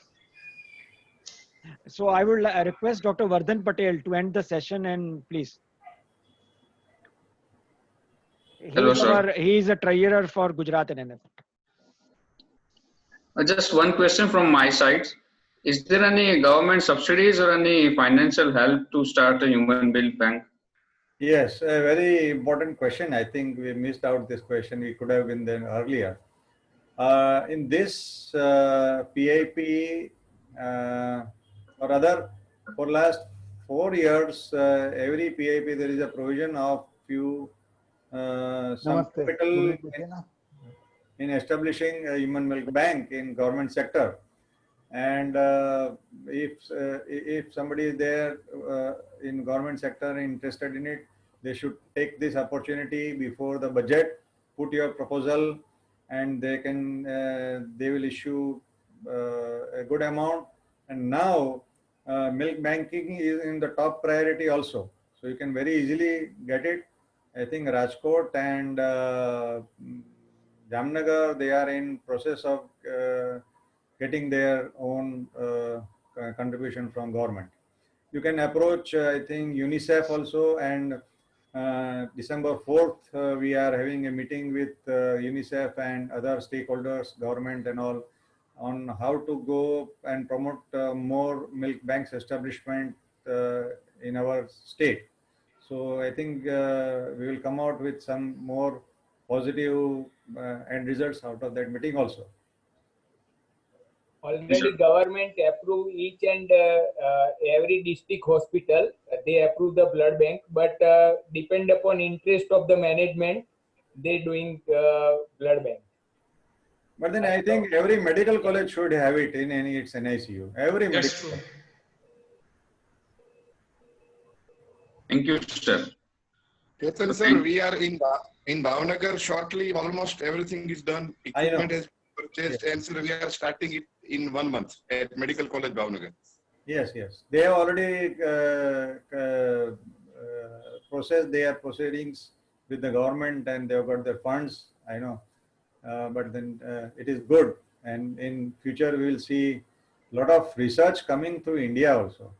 And we have proposed everybody to have their own milk analyzers also. And in future, I think just like Brazil, we will have a even larger network. Our population, large population, can be an boon for this research also. Vardhan, please close the session. Thank you, sir. Thank you all the speakers, Ashish sir, Ketan sir, Umesh sir, Biraj madam, and thank you all the participants. It was really very wonderful and informative sessions. And we feel this topic is a need of the hour, as day by day NICU admissions and preterm deliveries are increasing. We should emphasize on the human milk bank and human milk. Thank you everyone. अभी तो यार कम हो रही है, corona ने बाट लगा रही है. Thank you. I will share this recording with everyone, the whole session's recording. Great. Thank you very much. Thank you. Bye. Thank you, sir. Bye.